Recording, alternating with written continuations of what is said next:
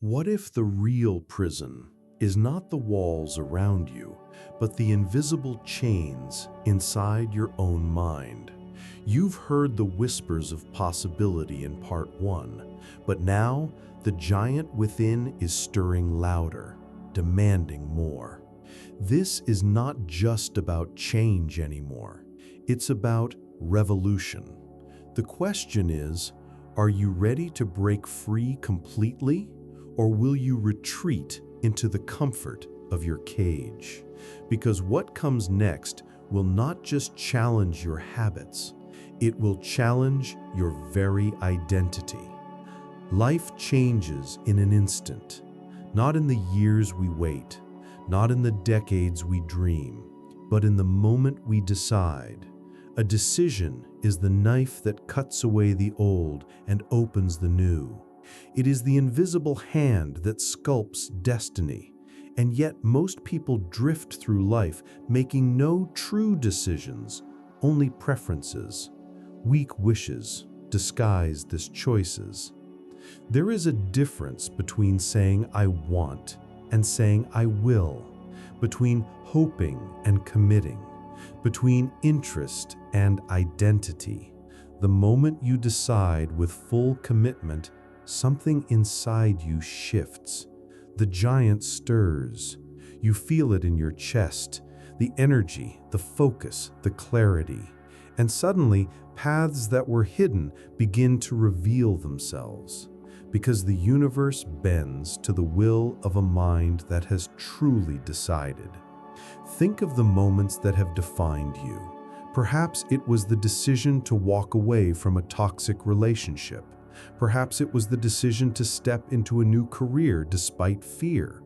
Perhaps it was the decision to confront a truth you had avoided for years. In that single choice, your life turned a corner. Because destiny is not written in the stars, it is written in decisions. But why do we avoid deciding? Because decision means death.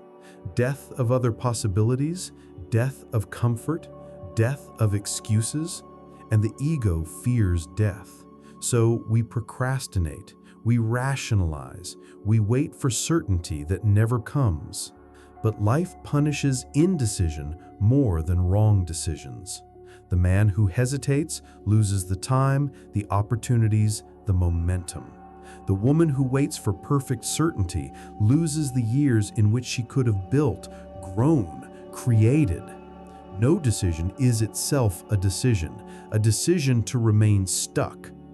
Tony Robbins reminds us that decisions shape destiny, but decisions themselves are shaped by values and beliefs. If you value comfort, you will decide to avoid risk. If you believe you are unworthy, you will decide to settle. If you believe life is abundant, you will decide boldly. And so every decision is not just a choice of action, it is a mirror reflecting who you believe you are. So let us strip this bare. What have been your 3 most important decisions in life so far? Think carefully.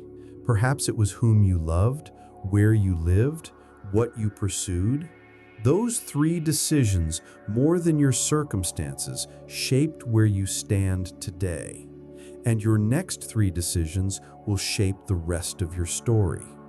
There is a story of a man who, after years of drifting, decided in one night to change. He was overweight, unhappy, lost. He stood before the mirror and for the first time said, "Enough. Not tomorrow, not someday, today." And that night, he threw away the junk food, he bought running shoes, and began a journey that transformed his body, mind, and spirit. It was not a gradual wish, it was a sharp decision. That moment was the true beginning, not the months of effort that followed. The effort was born from the decision. And here is the paradox. Once the decision is truly made, the effort feels lighter. Discipline becomes easier. Focus becomes natural, because the mind is no longer at war with itself. Before the decision, the mind debates, should I or shouldn't I? But after the decision, there is no debate, only direction, and direction is freedom. But you may ask, what if I make the wrong decision? What if I choose and regret? The truth is, you can always change your strategy, but indecision is the only true failure. Even a wrong decision teaches, strengthens, clarifies. It sets you in motion, and motion can be redirected. But you cannot steer a ship that never leaves the harbor. Think of a plane leaving an airport. If it is 1 degree off course, it will miss its destination by hundreds of miles. But because the pilot decides and takes off, they can adjust mid-flight. The danger is not a wrong course, it is never taking off at all. So let me ask you, where in your life have you been hesitating? Where have you been waiting for certainty or permission or the perfect moment? And what if the perfect moment is not coming? What if the only perfect moment is now? There is power in small decisions too, not only the grand life choices. Every day you decide who you become, the decision to speak truth or hide, the decision to rise early or stay in bed, the decision to nourish your body or poison it, the decision to forgive or resent, the decision to create or consume. These small decisions repeated are what sculpt character, and character is destiny. But there is another layer. Every decision is tied to identity. The strongest force in human behavior is the need to remain consistent with who we believe we are. If you see yourself as a smoker, you will decide to smoke. If you see yourself as a victim, you will decide to remain small. If you see yourself as a creator, you will decide to act. If you want to change your decisions, change your identity. Decide who you are, and your actions will follow. This is why affirmations often fail. They fight against identity. But when you truly decide, I am this person, your nervous system aligns. You no longer try, you simply do. A man who decides, I am an athlete, does not try to exercise, he simply moves. A woman who decides, I am a writer, does not try to write, she writes. Decision is identity carved into the soul. So pause now and whisper to yourself, who am I? What identity do I decide today? Because that identity will choose your next actions, and those actions will choose your future. Perhaps you fear that one decision cannot change much, but history itself is built on single decisions. One man decided to stand against empire and birthed nations.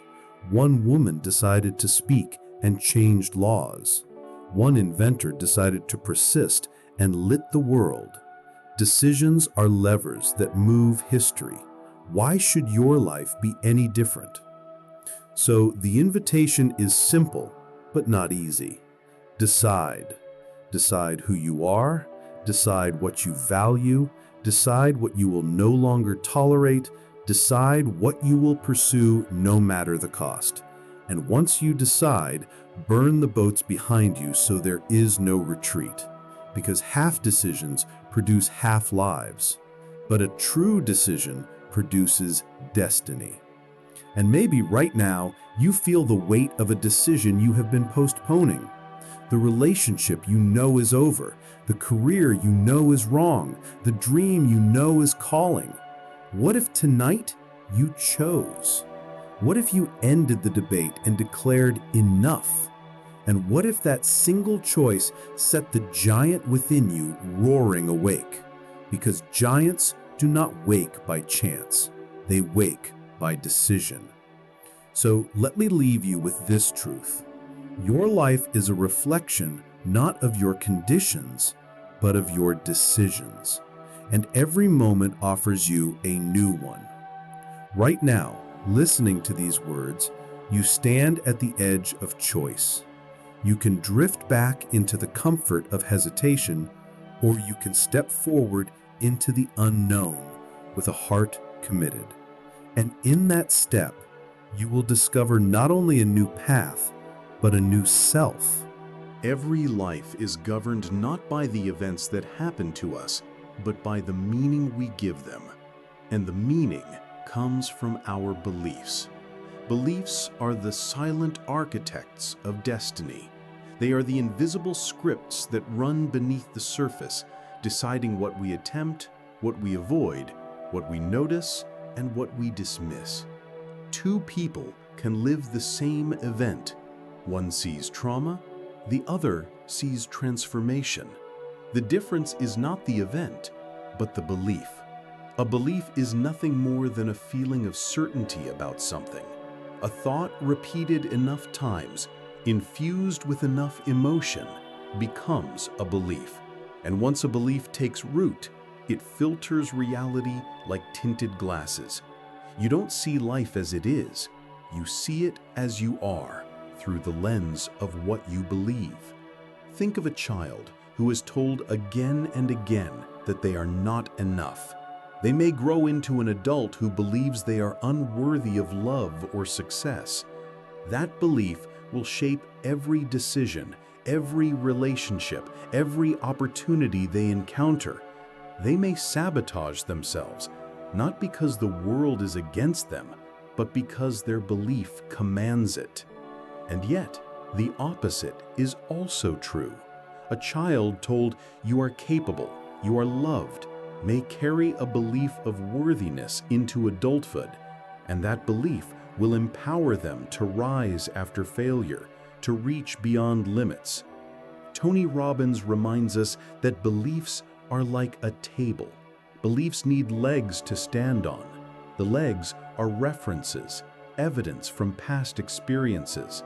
Each time something happens that seems to confirm the belief, another leg is added and the table grows stronger. If you believe people cannot be trusted, every betrayal, every disappointment becomes another leg supporting that belief. But here is the truth. Beliefs are not reality. They are only interpretations, and interpretations can change. Pause for a moment and ask, what beliefs are shaping my life right now? What do I believe about myself, about love, about money, about possibility? Are these beliefs empowering me or imprisoning me? Because the cage is not made of iron, but of thoughts repeated so often they feel unshakable. The danger of limiting beliefs is that they become self-fulfilling. If you believe you cannot learn, you will not attempt. If you believe no one will love you, you will withdraw. If you believe success is impossible, you will never pursue it. And in avoiding the risk, you create the proof that your belief was right. The mind whispers, "See, I told you," and so the cycle continues. But here lies the power. You can challenge beliefs. You can examine them, hold them to the light and ask, is this really true? Or is it just a story I accepted long ago? Is it a truth or a convenient excuse? Because the moment you question a belief, you weaken its hold. The giant within you is not chained by reality, but by the stories you repeat. Consider the story of Roger Bannister. For decades, it was believed that no human could run a mile in under 4 minutes. Doctors said the body would collapse. Scientists said the lungs would fail. It was a belief held as fact. But in 1954, Bannister broke the barrier, and within months, others did too. What changed? The human body? No, the belief. Once the world saw it was possible, the belief collapsed, and the impossible became achievable. Your life has its own 4-minute miles, areas where you have accepted limits that are not real. Where have you believed you cannot, when in truth you could? Where have you believed you are trapped when in truth the door is unlocked? The belief is the prison, not the circumstance. There is also the power of empowering beliefs, beliefs that lift you, that expand your vision, beliefs such as everything happens for me, not to me, beliefs like I can learn anything, beliefs like love is always available when I give it, beliefs like failure is feedback. Each of these shapes a reality filled with resilience, with courage, with growth. But here is the secret. You do not need to wait for years of proof to adopt a new belief. You can choose to believe now. You can decide, this is who I am. This is what is true for me. And the brain will begin to gather evidence to support it. Because the mind does not seek truth, it seeks consistency. And once you declare a new belief, your mind will filter reality to match it. So, let me ask you, if you could no longer hold on to your old limiting beliefs, who would you become? If you believed you were unstoppable, what would you attempt? If you believed love was already inside you, how would you show up in relationships? If you believed abundance was your birthright, what risks would you take? But beware, not all beliefs are chosen consciously. Some are inherited from parents, from culture, from past wounds. Many of the beliefs you carry are not even yours. They are hand-me-downs, adopted unconsciously. It is time to examine them, to hold each one up and ask, do I choose this, or does it no longer serve me? Because freedom is not the absence of beliefs, it is the conscious choosing of empowering ones. And beliefs are reinforced by the questions you ask. If you ask, why does this always happen to me? You will find disempowering answers. If you ask, how can I turn this into an opportunity? You will find empowering ones. Change your questions, and you change your focus. Change your focus, and you change your beliefs. Change your beliefs, and you change your life. Imagine for a moment a garden. Your beliefs are the soil. If the soil is poisoned, no matter what seeds you plant, they will wither. But if the soil is rich, every seed will flourish. The seeds are your goals, your actions, but the soil is your beliefs. Nurture the soil, and the garden thrives. Ignore it, and nothing grows. So tonight, as you lie in bed, dare to whisper a new belief. Dare to say, I am enough, I am capable, I am loved, I am destined for more. And repeat it until it sinks deeper than doubt, until it becomes the lens through which you see the world. Because your reality will rise to meet your beliefs. Remember this, beliefs have the power to create or destroy. They can chain a giant or set it free. They are not truth carved in stone. They are choices, and every day you are free to choose again. Beneath the surface of every decision you make lies something deeper than thought and older than belief.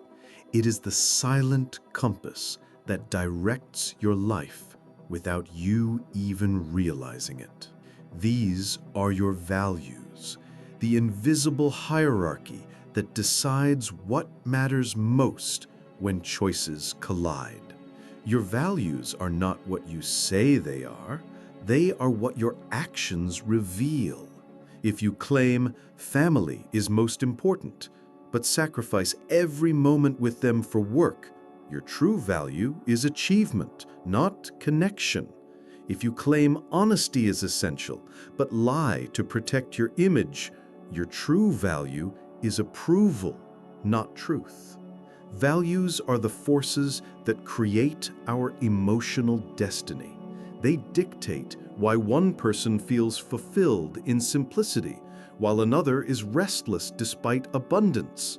They explain why two people can chase success, but one feels joy and the other feels emptiness. It is not the external prize that matters, but but whether that prize aligns with your deepest values. Tony Robbins explains that values come in two forms: moving toward values and moving away values. Moving toward values are the states you are drawn to, things like love, growth, adventure, contribution, certainty.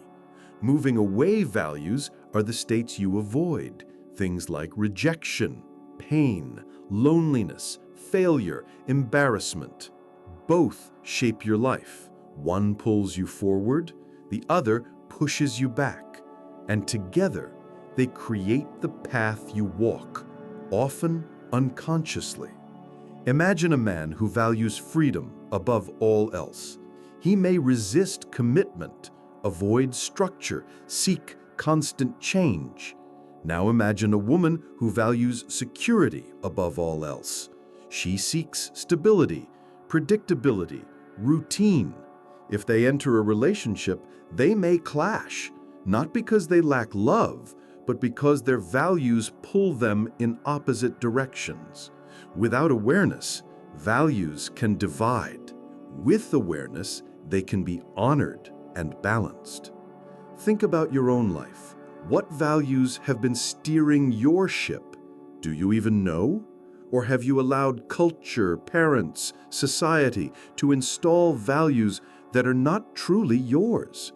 Many live chasing success, only to feel empty when they achieve it because their true value was not success, but love. Or they chase comfort, only to feel restless because their soul valued growth. Values misaligned with actions create suffering. Values aligned with actions create fulfillment. But here's the deeper truth. Values are not fixed. They can be examined, questioned, reshaped.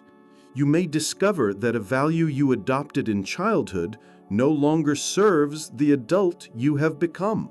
Perhaps survival once demanded caution, but now you crave adventure. Perhaps approval once mattered most, but now you long for authenticity. You are free to reorder your values, to consciously choose the hierarchy that will guide your future. Pause and ask yourself, if I had to choose between love and success, which would win? Between growth and comfort, between freedom and security? The order you choose reveals the structure of your values, and that order explains your destiny. Because when values clash, the higher one wins. If comfort is higher than growth, you will avoid risks. If growth is higher than comfort, you will endure discomfort for expansion. The ranking is the key. There is also the power of conflicting values. Imagine someone who values both independence and intimacy equally. They may struggle in relationships, pulled between the desire for closeness and the need for space. They may self-sabotage, not because they lack love, but because their values are fighting inside them. This inner conflict creates outer conflict. Until they consciously choose which value takes precedence, they will remain divided. Now consider how pain shapes values. A person betrayed may elevate loyalty as their highest value. A person abandoned may elevate connection. A person humiliated may elevate respect. Our wounds often decide what we treasure, but if left unconscious, those values can imprison us. We may cling so tightly to loyalty that we tolerate abuse. We may worship respect so deeply that we become rigid and unforgiving. Healing comes when we consciously examine not only what we value, but why we value it. Values also shape culture. Nations rise and fall on collective values.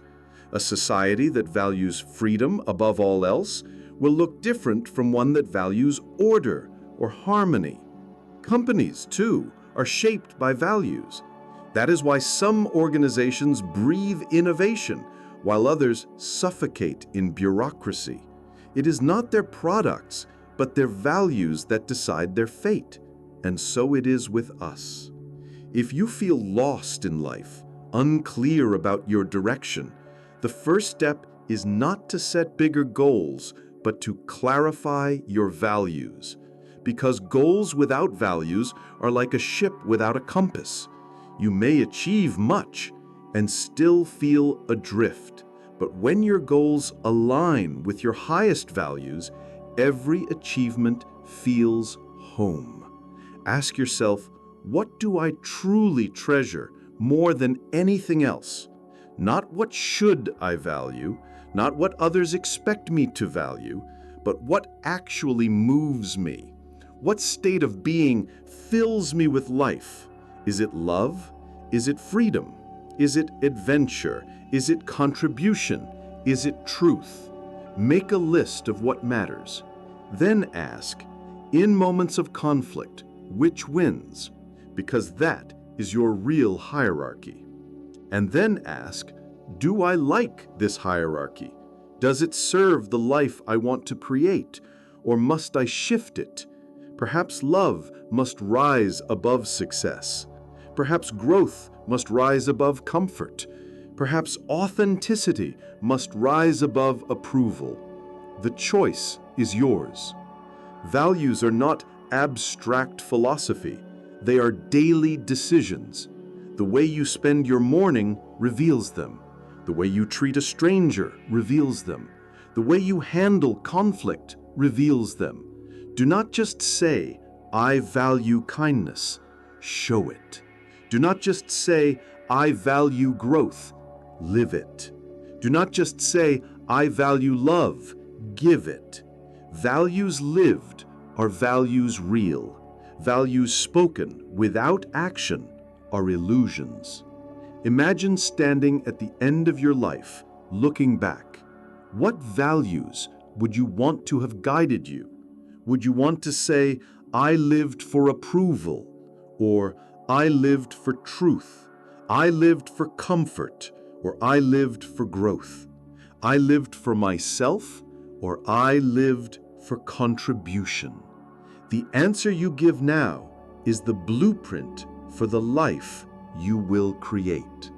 So tonight, reflect not on what you want to do, but on who you want to be, because who you are is determined by what you value, and what you value shapes every choice, every path, every destiny. Your beliefs decide what you think, but your values decide what you choose, and your choices are your life. Every day, you are carried through an invisible ocean, made not of water, but of emotion. You wake and feel either light or heavy. You move through your hours lifted by joy or weighed down by fear. You go to sleep embraced by peace or haunted by regret. Your emotions are the silent current of your existence. They shape how you see the world. They decide whether a moment feels like heaven or hell. And yet, most people treat their emotions as accidents, as storms that appear out of nowhere, leaving them helpless. But emotions are not accidents. They are messages. Every feeling you experience is your mind and body trying to tell you something. The problem is we have never been taught to listen.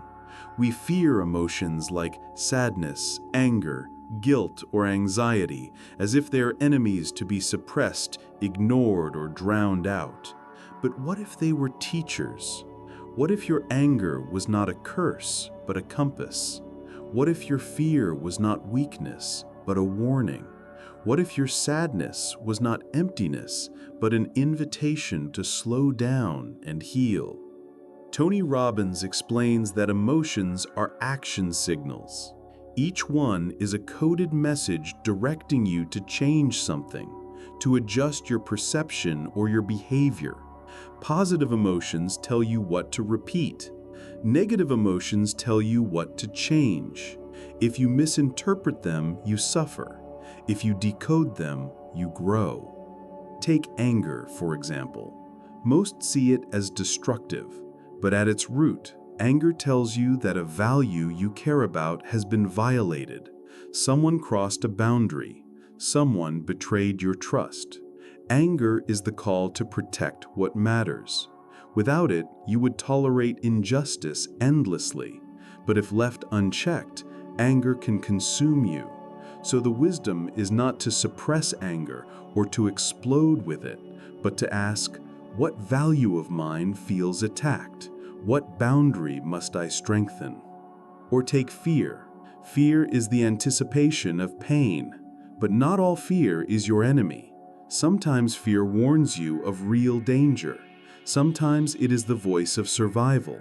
Other times it is simply the voice of limitation, trying to keep you from growth. The secret is to discern. When fear protects, respect it.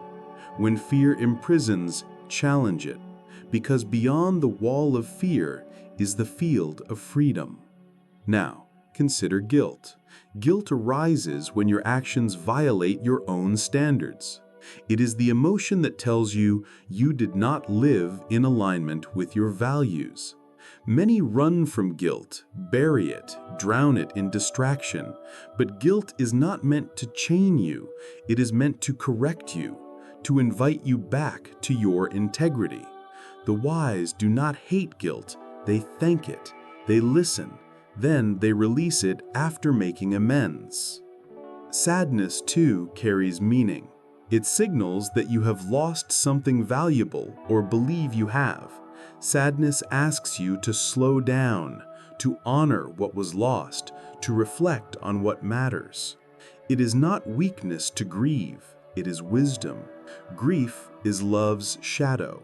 Without sadness, you would never appreciate joy. Without endings, beginnings would mean nothing. Even emotions we call positive are signals. Joy is the signal that you are aligned with your values. Gratitude is the signal that you see abundance. Love is the signal that you are connected to something greater than yourself. These emotions remind you not to take the sacred moments for granted. They are the soul's applause. The tragedy is not that people feel emotions, but that they misunderstand them.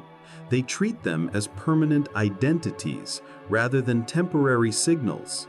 I am angry, they say. I am anxious. But you are not anger. You are not anxiety. You are the witness who feels them. You are the ocean that holds the wave, but you are not the wave. When you realize this, you stop being enslaved by emotions. You start conversing with them. Imagine emotions as guests knocking on your door. Anger knocks loudly, demanding to be heard. Fear whispers from the corner. Sadness sits quietly in the hallway. Joy bursts in dancing. You can slam the door on them, but they will only knock harder. You can let them in and let them take over the house, but they will leave it in chaos. Or you can welcome them, listen to their message, and then kindly ask them to leave. That is emotional mastery.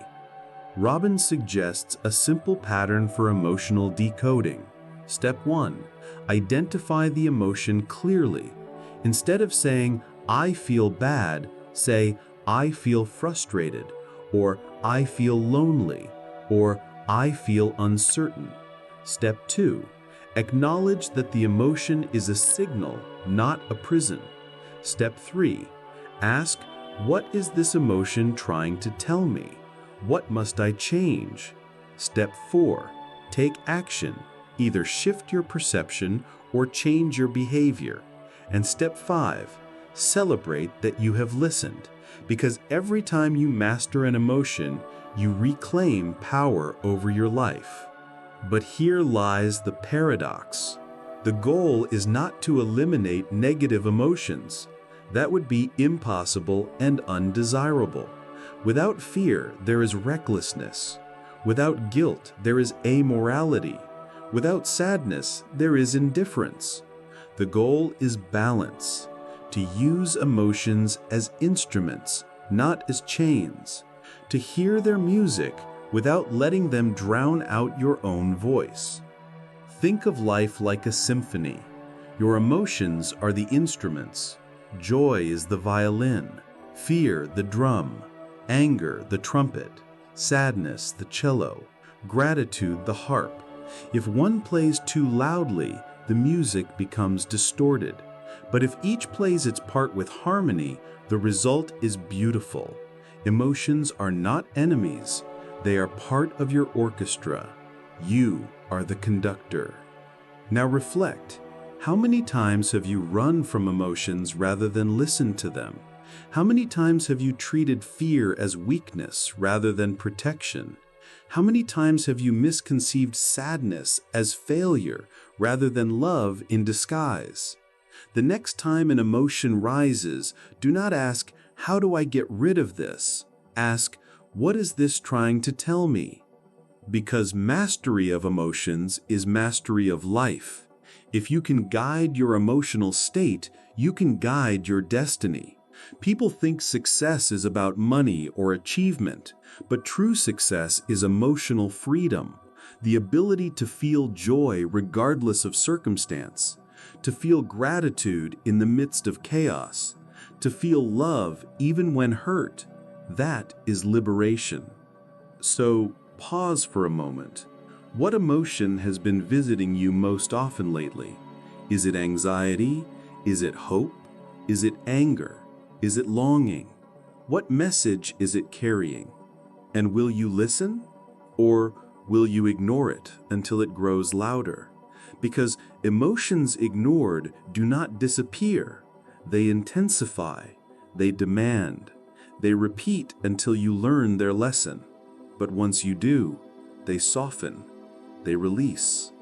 They become allies. There is a moment in every life when you realize that emotions do not simply visit you at random. They are not storms that descend from nowhere. They are patterns. They are habits. And like any habit, they can be broken, reprogrammed, reshaped.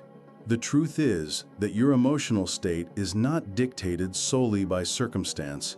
It is dictated by choice. Though it may not feel like it at first glance, you have the power to shift how you feel in this very instant. Think of your body and mind as a complex system of triggers and responses. Most people run on autopilot. They feel anger and immediately raise their voice. They feel sadness and instantly collapse into despair. They feel anxiety and immediately retreat. But you are not obligated to follow the old script. You can change the state you are in, and in doing so, you can rewrite your future. Tony Robbins calls this the art of state change, because your state is the lens through which you view the world. A problem in a state of fear looks like a wall. A problem in a state of confidence looks like a challenge. A problem in a state of gratitude looks like an opportunity. Same problem, different state, different life. So how do you change your state? There are 3 levers you can pull at any time. The first is physiology. The second is focus. The third is language. Let us begin with physiology, because your mind and body are inseparable. Change the way you use your body, and you change the way you feel. Try it now. Sit slouched, breathe shallow, keep your gaze down, and tell yourself you are confident. The words will feel hollow, but straighten your spine, open your chest, breathe deeply, look upward, and say the same words. Suddenly, confidence does not feel like a lie. Your posture, your breath, your movement, they dictate your emotions more than you realize. Athletes know this. Before a game, they move their bodies in rituals that prime them for battle. Dancers know this. They step into rhythm and their mood transforms. Public speakers know this. They expand their gestures and their energy follows. You too can use physiology to command your state. Walk faster, smile wider, breathe deeper, move stronger, and watch how your emotions obey. The second lever is focus. Whatever you focus on, you feel. If you focus on what you have lost, you feel sorrow. If you focus on what you might lose, you feel fear. If you focus on what you have, you feel gratitude. If you focus on what you can create, you feel hope. The mind is a spotlight, and wherever it shines, reality grows. Shift the light, and the world changes.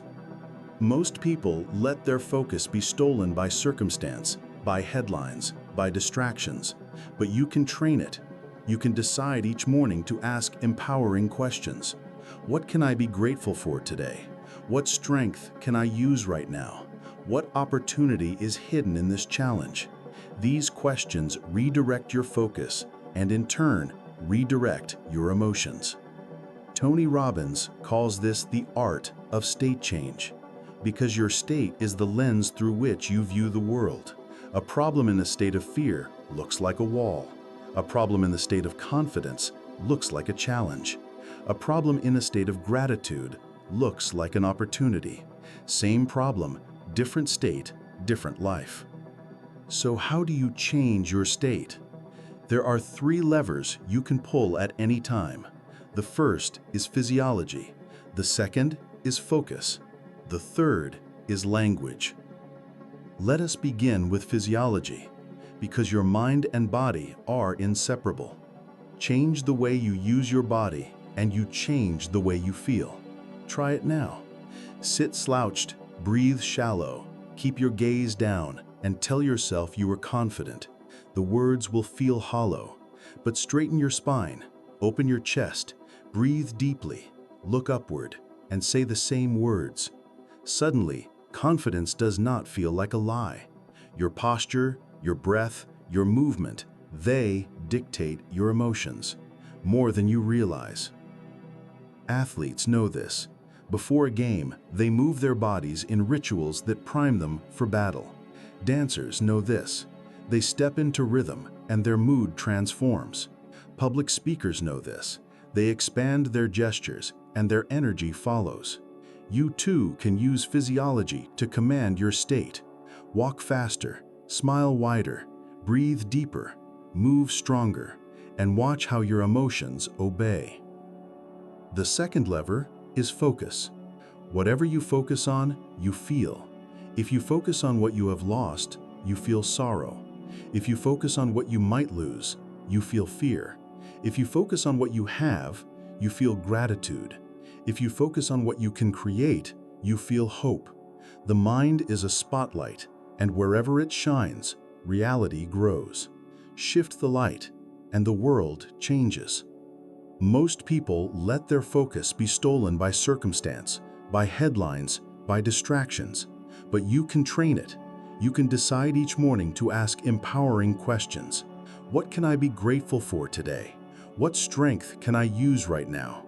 What opportunity is hidden in this challenge? These questions redirect your focus and, in turn, redirect your emotions. Tony Robbins calls this the art of state change, because your state is the lens through which you view the world. A problem in a state of fear looks like a wall.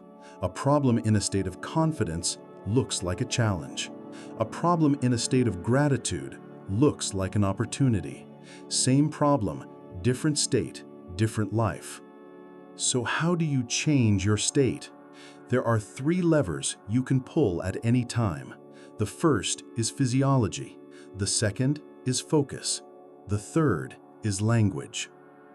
Let us begin with physiology, because your mind and body are inseparable. Change the way you use your body, and you change the way you feel. Try it now. Sit slouched, breathe shallow, keep your gaze down, and tell yourself you are confident. The words will feel hollow, but straighten your spine, open your chest, breathe deeply, look upward, and say the same words. Suddenly, confidence does not feel like a lie.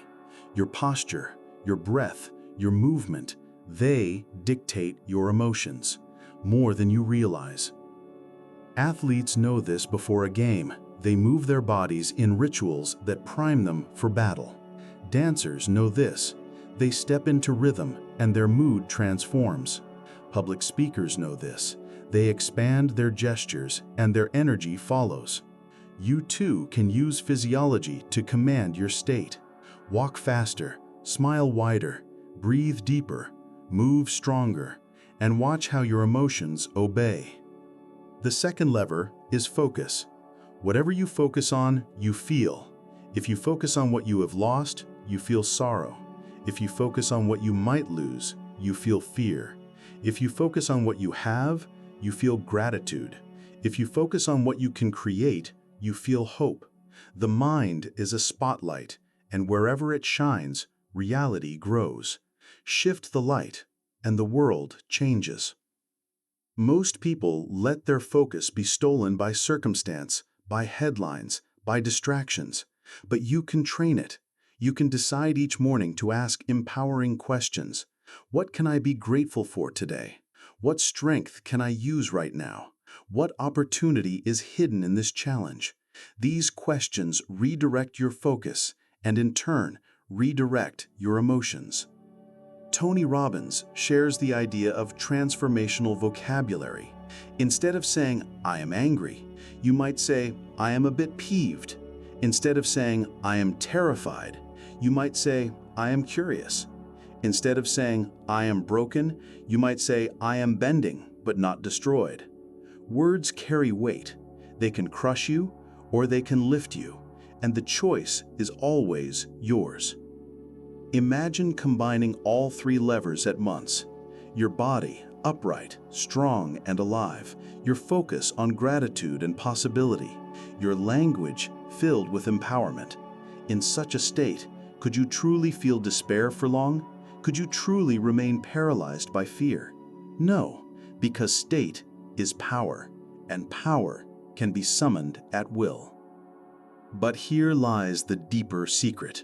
State is not just about controlling emotions in the moment.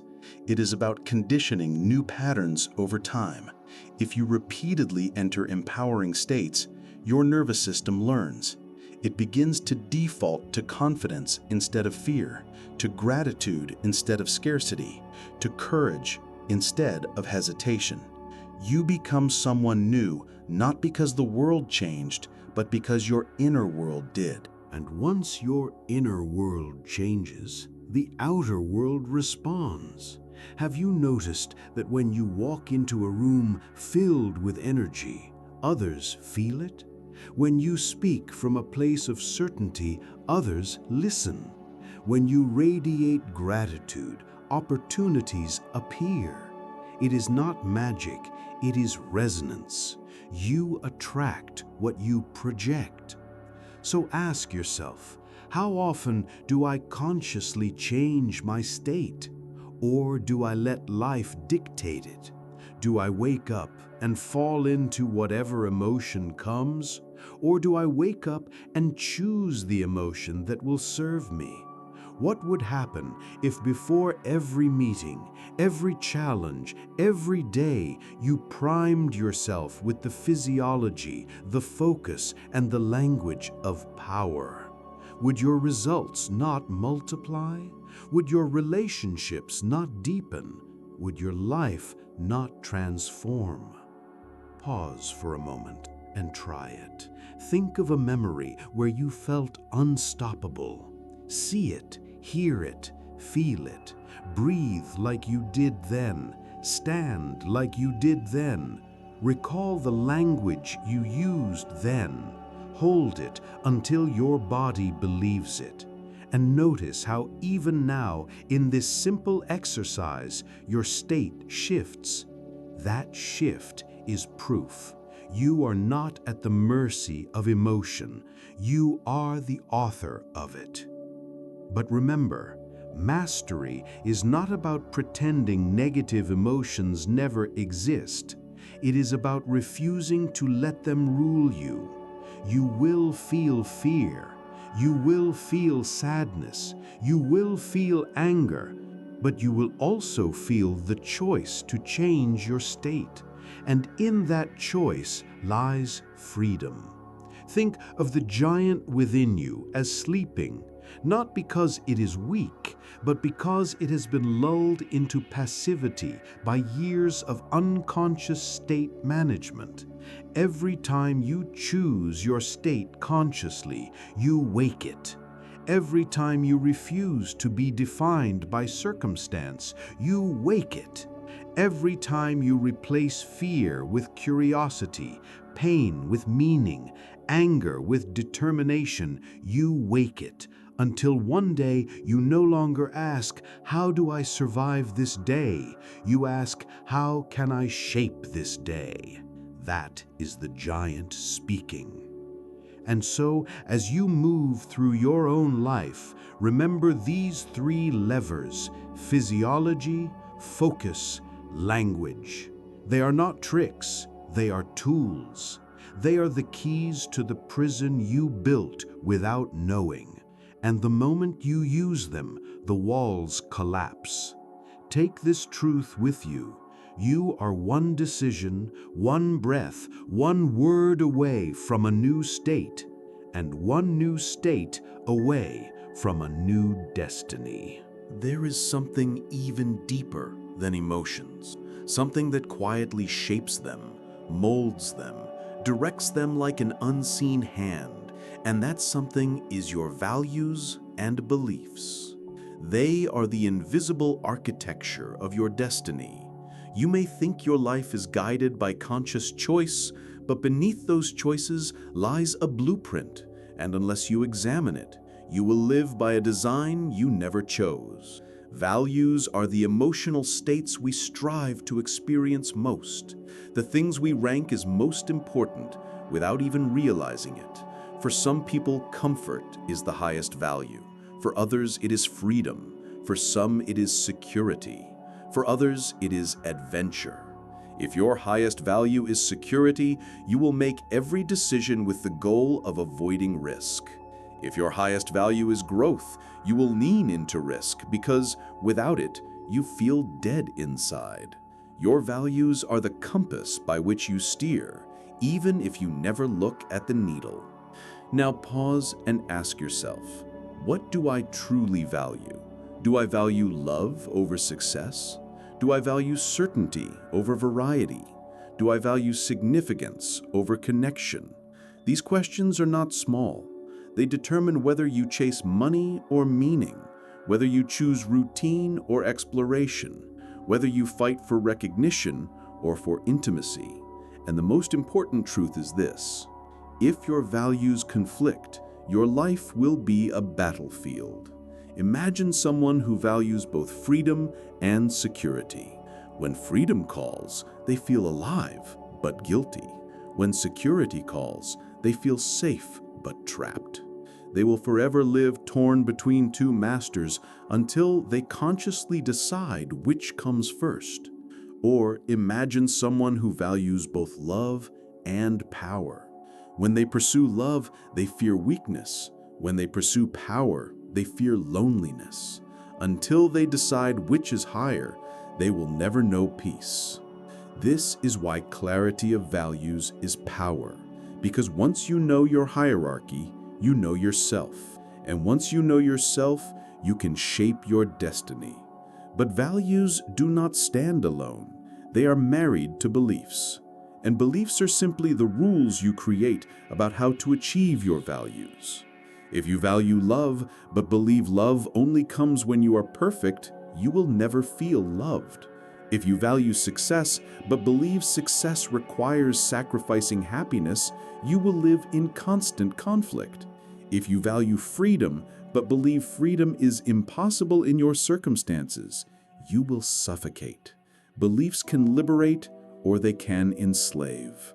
Most beliefs are not chosen. They are inherited from parents, absorbed from culture, carved by pain, reinforced by repetition. You hear, "You are not enough. You are too much. You must be safe. You must be strong." And without questioning, you accept them. But are they true? Or are they just stories you repeat to yourself until they harden into laws?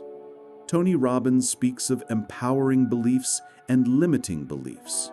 The difference is simple. Empowering beliefs expand your possibility. Limiting beliefs contract it. The statement, "I can figure this out," is empowering. The statement, "I never get it right," is limiting. The statement, "People are generous," is empowering. The statement, "People always betray me," is limiting. Both may feel true, but only one creates a future worth living. Here is the secret. Beliefs are not facts. They are feelings of certainty, and feelings of certainty can be changed. Ask yourself, is this belief serving me? Is this belief aligned with the destiny I want? If not, then challenge it, question it, break it. Because you are not your past conditioning. You are the conscious sculptor of your own mind. But how do you change beliefs? You replace them with stronger ones. A weak belief can only be displaced by a belief backed with greater emotion. You cannot simply tell yourself, "I am worthy." You must find experiences, evidence, rituals that make the belief feel alive. Until your nervous system feels certainty, the belief will not stick. Think of someone who once believed they were weak, but then began training physically. Every day they pushed themselves. Every day they saw proof of strength, until their belief shattered and was replaced with a new one. Or someone who believed they were unlovable but chose to give love consistently. Eventually, the feedback from the world and from their own heart made the old belief impossible to sustain.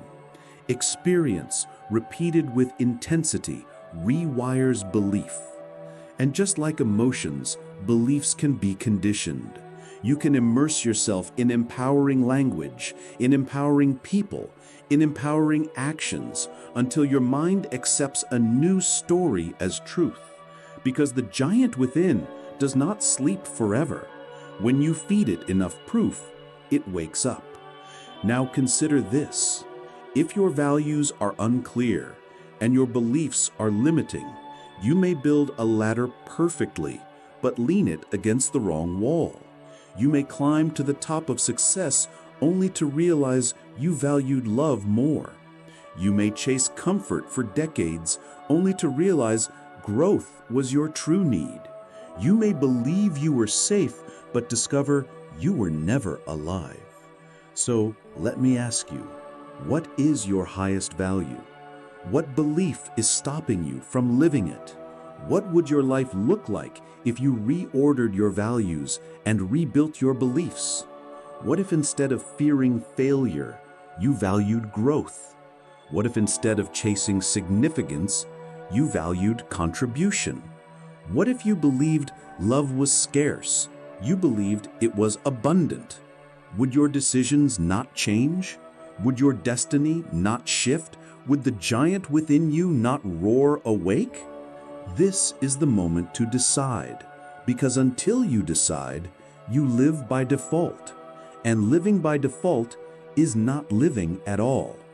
Remember, every society, every family, every culture tries to hand you its values. But the giant within does not follow the herd. It chooses, it creates, it aligns. And when you align your values with empowering beliefs, you no longer ask, "What should I do?" You ask, "Who am I?" And that question, once answered, changes everything. So take a breath and imagine a new hierarchy. Imagine contribution above significance, growth above comfort, love above fear, freedom above security. Then imagine beliefs that support them. People are kind. Life supports me. Challenges grow me. I am enough. How would you feel walking through the world with that compass? How would you act? Who would you become? The answer is simple. You would become yourself. Not the conditioned self, not the fearful self, not the self built from other people's blueprints. You would become the awakened self, the giant self, the self that does not wait for permission, because it carries its own laws written in the soul.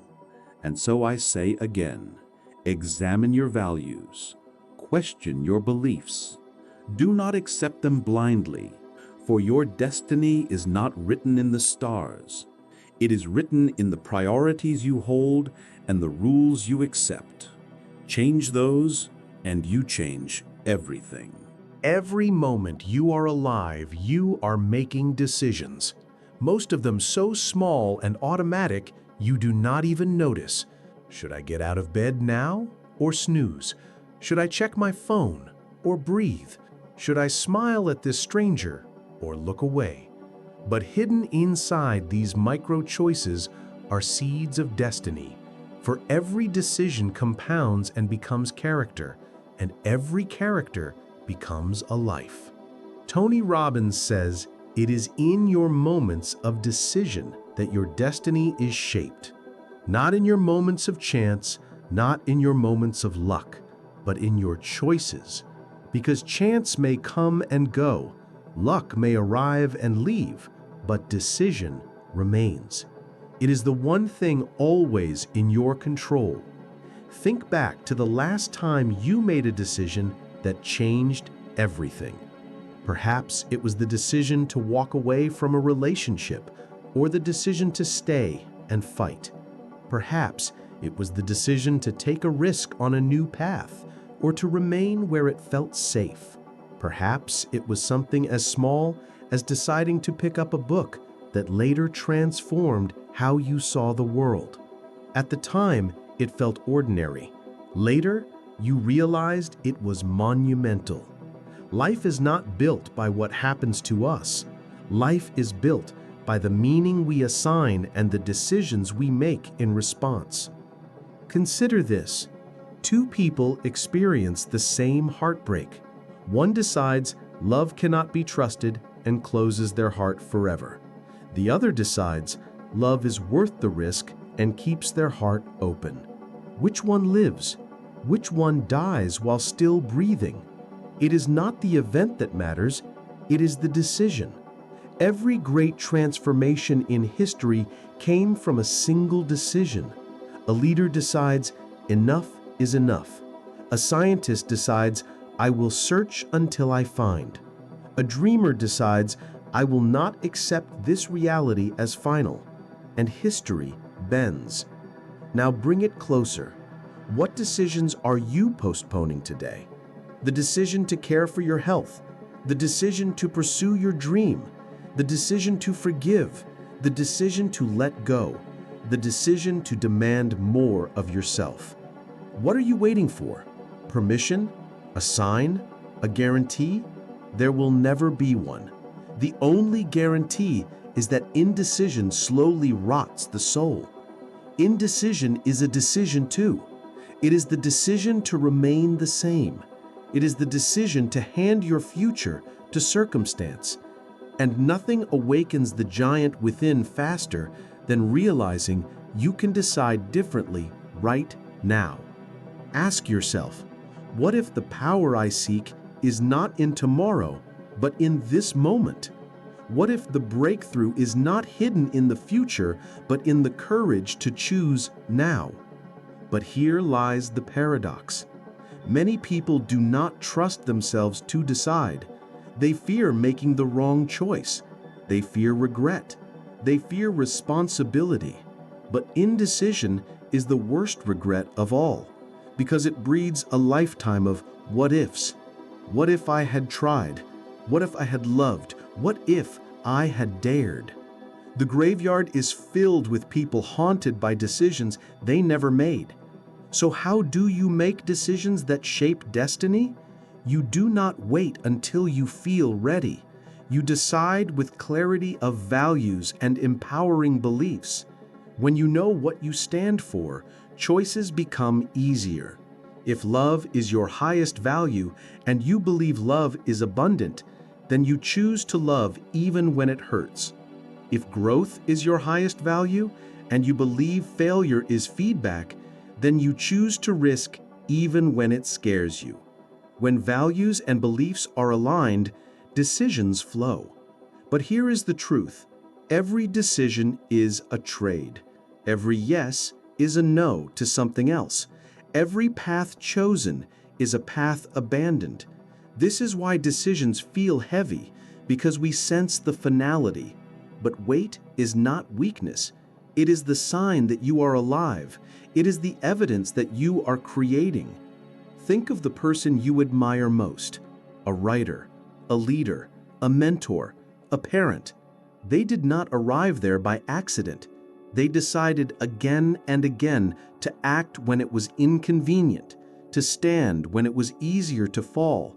They became who they are because they made the hard choices and lived with them. And if they can, so can you. But perhaps you think, I do not trust myself to decide. Then I ask, did you trust yourself to breathe this morning? Did you trust yourself to walk? Did you trust yourself to speak? You have been making decisions your entire life. Do not let fear trick you into thinking you cannot decide now. There is a secret to decision-making. It is this: a real decision is measured by the fact that you have taken a new action.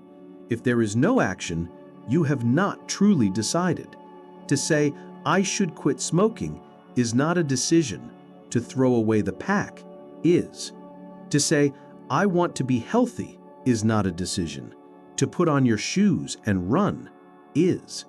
To say, I will change my life, is not a decision. To start today in one small step is. Because when you act, you tell your nervous system the decision is real, and the giant within responds.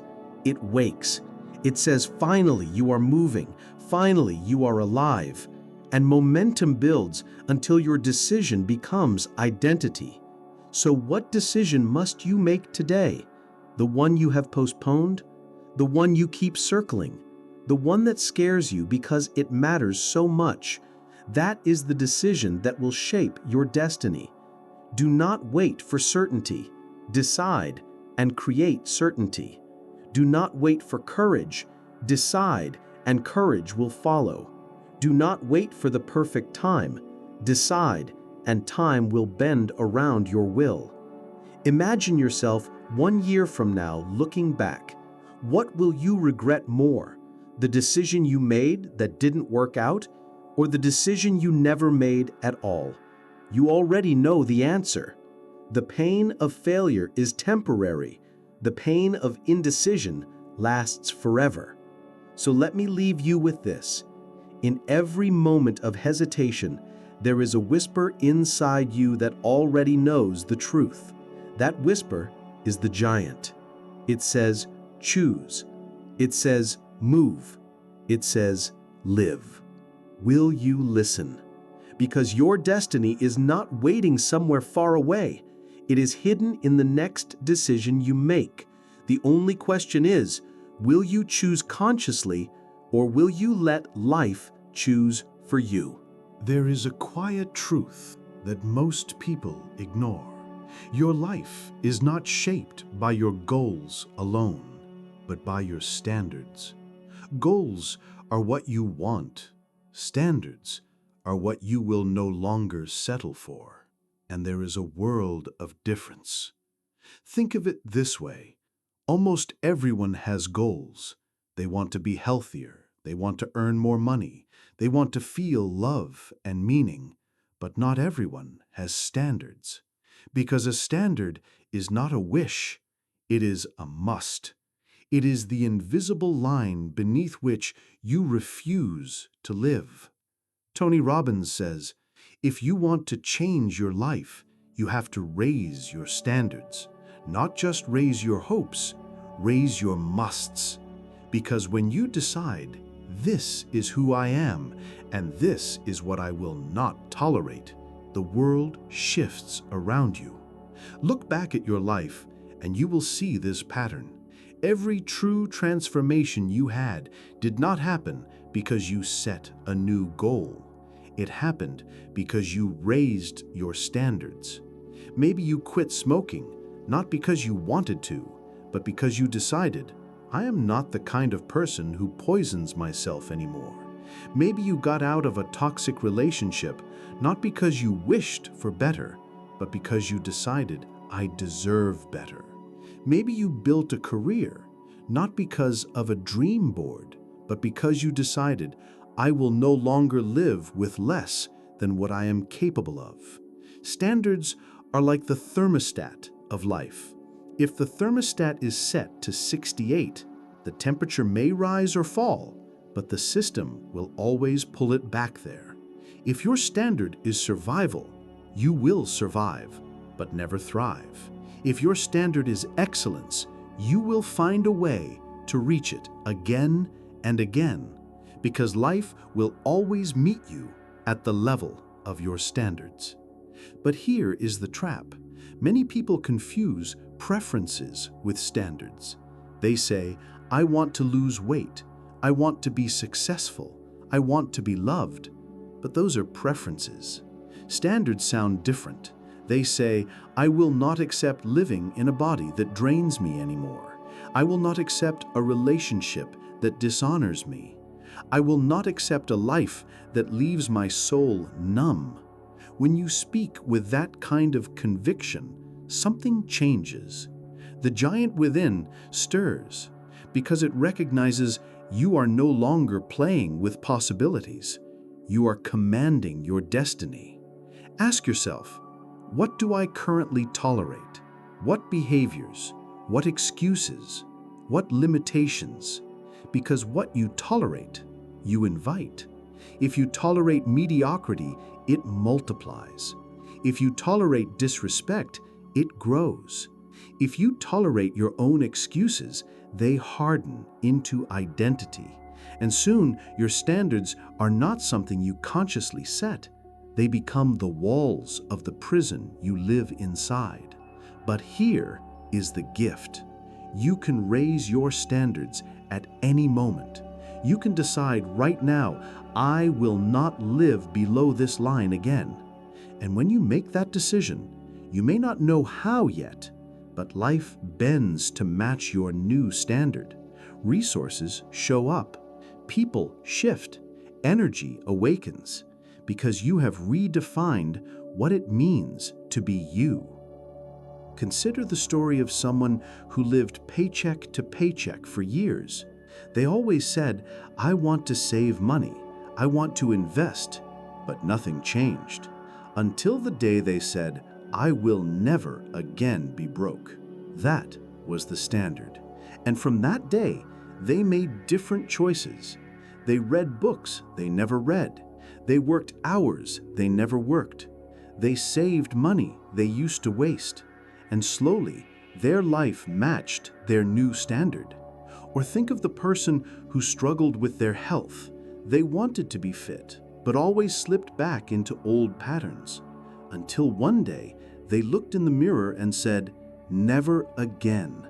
That phrase, never again, is the language of standards. It is not about desire. It is about refusal. Refusal to betray yourself again. Refusal to live asleep. Refusal to shrink. Now let us bring it closer to you. What would your life look like if you raised your standards just one level higher? What if you refused to settle for average energy? What if you refused to settle for surface conversations? What if you refused to settle for a life without passion? Who would you become? But raising standards is not about perfection. It is about identity. It is about saying, I am this kind of person, and I no longer accept anything less. The moment you decide, I am a non-smoker, you act differently. The moment you decide, I am a person who loves deeply, you show up differently. The moment you decide, I am the kind of person who always grows, you treat every setback differently. And here's the paradox. When you raise your standards, the world may resist. People around you may feel threatened, because when you stop tolerating what you used to tolerate, you expose what they still accept. They may say, you have changed, and you have, because the giant within cannot sleep once awakened, and your new standards are its roar. But there will also be others who rise with you, because standards are contagious. When you demand more of yourself, you unconsciously give permission to others to do the same. You become a living mirror of what is possible. Think of the difference between I should and I must. I should work out, but I do not. I should be kinder, but I am not. I should start that business, but I wait. Should is the language of preference. Must is the language of destiny.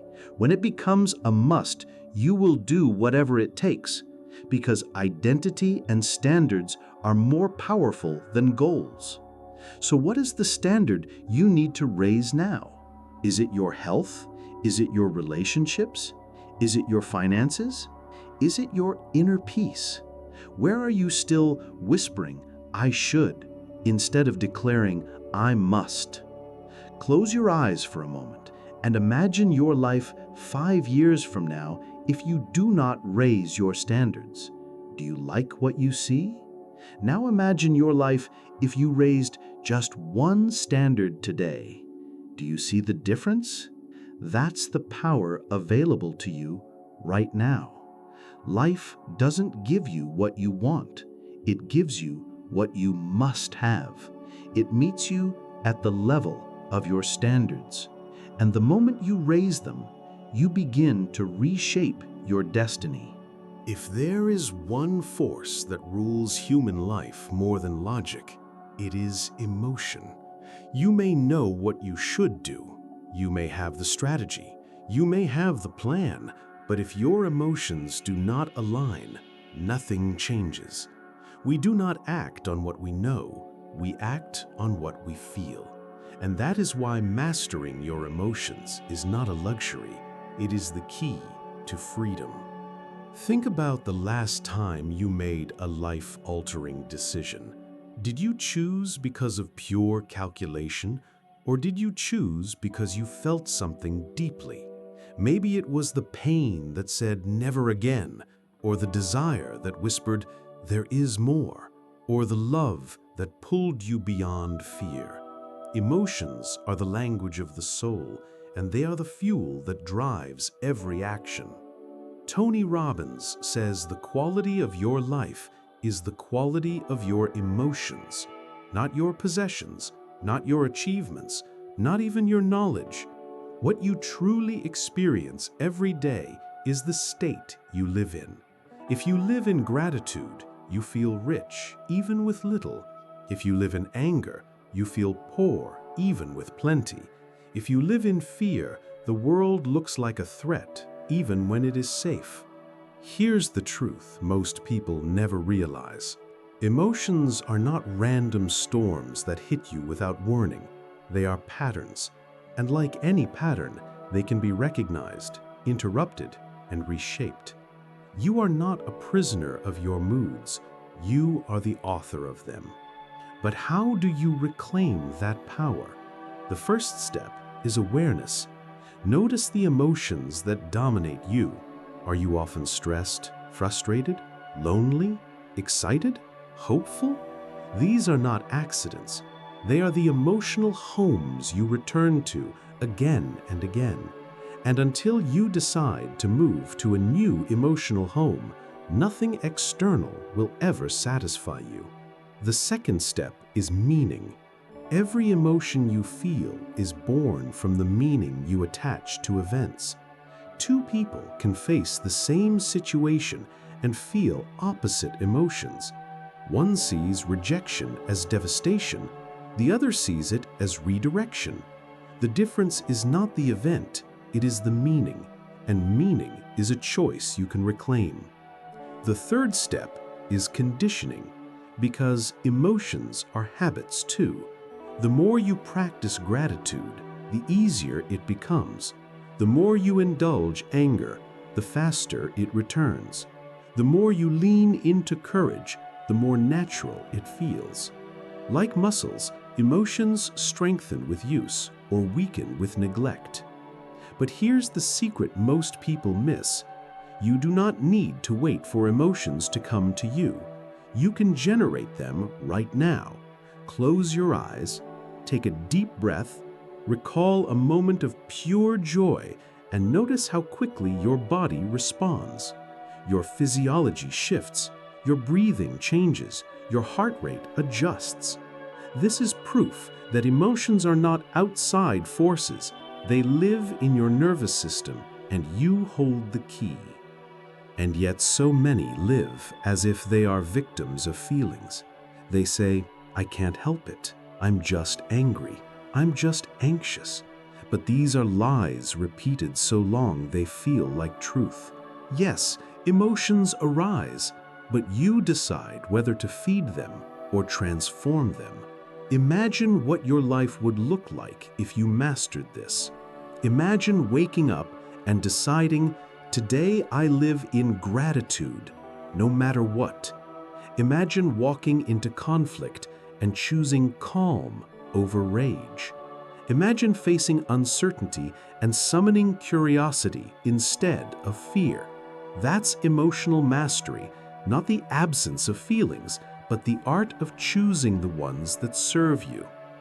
But let us be honest, this is not easy, because emotions have momentum. They are shaped by years of practice. Your anger may have been rehearsed since childhood. Your anxiety may have been trained through repetition. Your sadness may have become familiar, but familiar does not mean true, and repetition does not mean destiny. You can rewire the patterns of your heart. Tony Robbins often demonstrates this by helping people shift instantly. He asks them to change their body posture, their tone, their breathing, and suddenly their state changes. Why? Because emotion lives in motion. The way you use your body influences the way you feel. Slumped shoulders invite depression.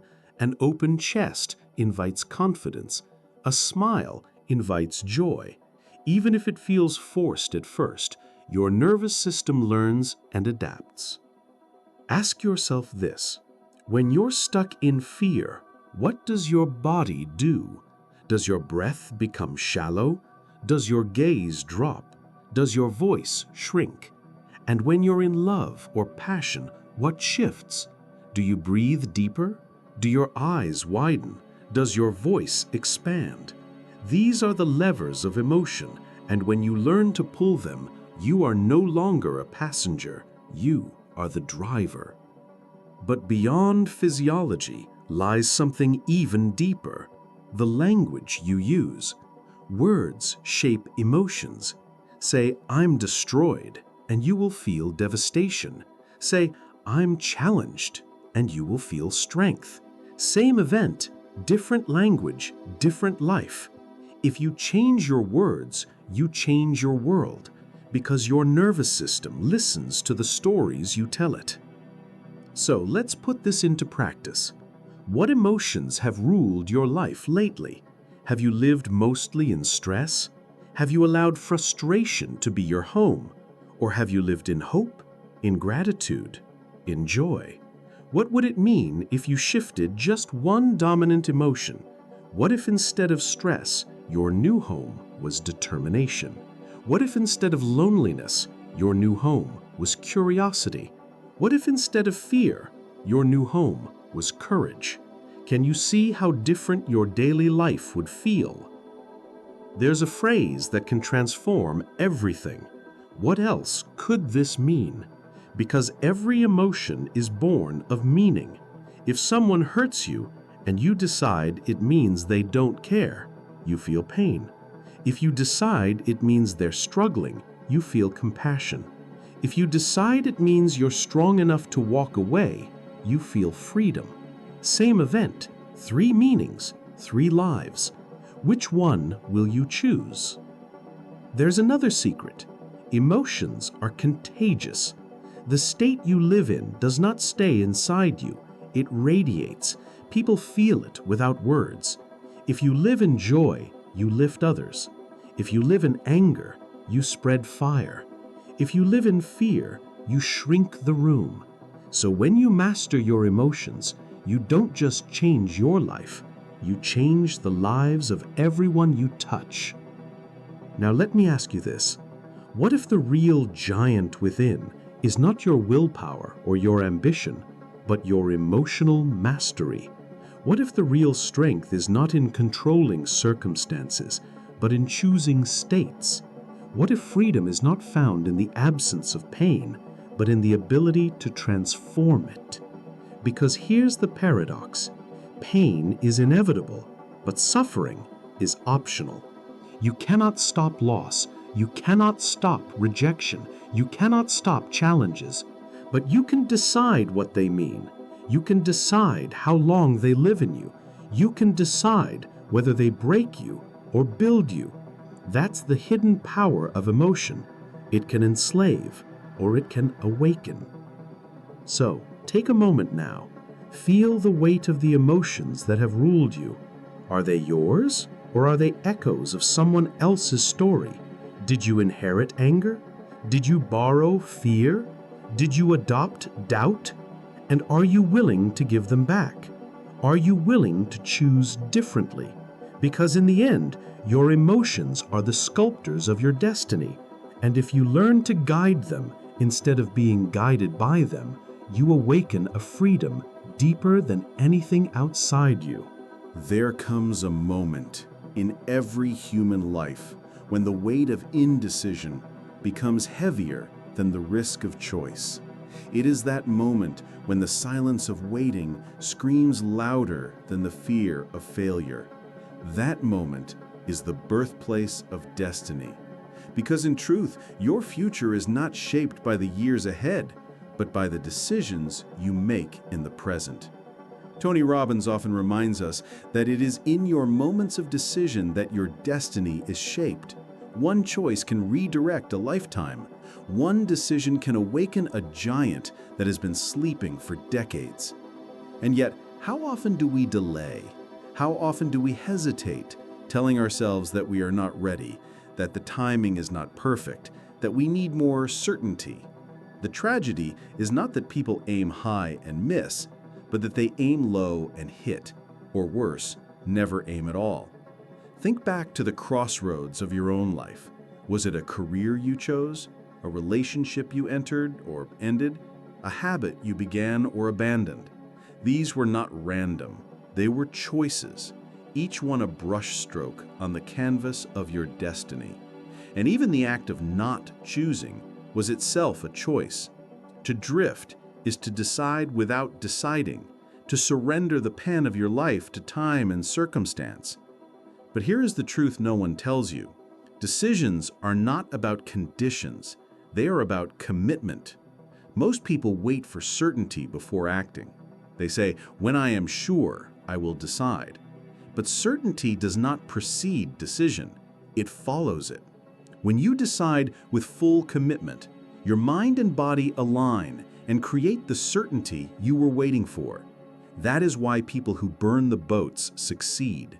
They cut off the option of retreat, and suddenly their minds find a way. Ask yourself this: what decision have you been postponing? What truth have you been circling, avoiding, pretending it is not urgent?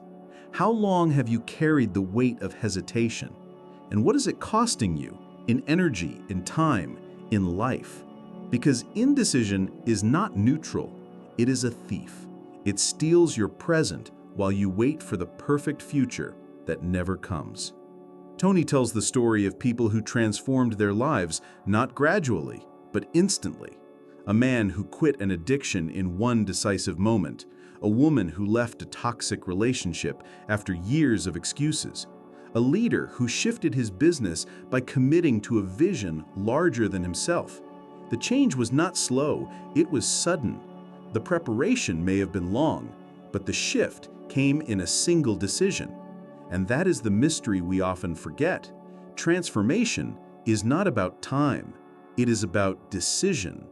The moment you decide who you are and what you stand for, everything changes. The external world may take time to catch up, but internally, the shift is immediate. That is why decisions are so powerful. They are declarations of identity. Consider this. You can decide right now that fear will no longer rule you. You can decide right now that your health is sacred. You can decide right now that your relationships deserve truth. You can decide right now that your work must serve meaning. And once you decide, truly decide, your actions follow. Because the mind cannot live long in contradiction. It aligns with the decisions you seal with commitment. But let us be honest, decision is uncomfortable. It requires courage. It requires sacrifice. Because when you decide, you kill all other options. That is what the word decision means, to cut off. And that is why so many avoid it. They would rather keep the illusion of choice than the reality of commitment. But freedom does not live in endless options. Freedom lives in chosen commitment. It is only when you cut off the escape routes that you discover the power of your will. So, how do you make decisions that last? The first step is clarity. What do you truly want? Not what the world tells you to want, not what your fear whispers, not what your past dictates. What do you want in your soul? Because until you know that, every decision will wobble. But when you know that, the decision is not about pleasing others, but about honoring your essence. Then you have found solid ground. The second step is standards. Decide not just what you want, but what you will no longer tolerate. Every breakthrough begins with a threshold moment when you say, enough, no more. I will not live this way any longer. That line in the sand is the birthplace of destiny. Because until you decide what is unacceptable, you remain a prisoner of compromise. The third step is action. Because a decision without action is a wish. The instant you act, you tell your nervous system, this is real.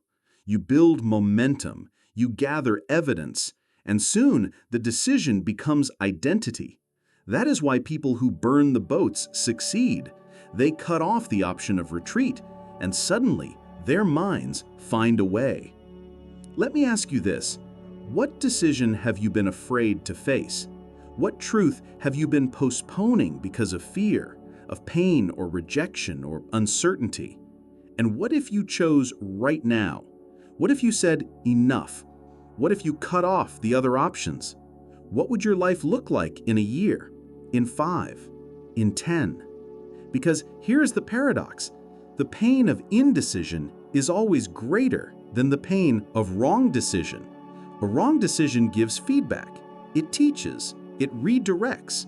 But indecision gives nothing but decay. It eats at the soul like rust, slowly corroding your spirit until you forget that you ever had a choice. And yet, the moment you decide, truly decide, everything begins to shift. You stand taller. You breathe deeper. You feel the spark of energy that comes only from alignment. That is why some people feel reborn in a single day. It wasn't magic. It was a decision.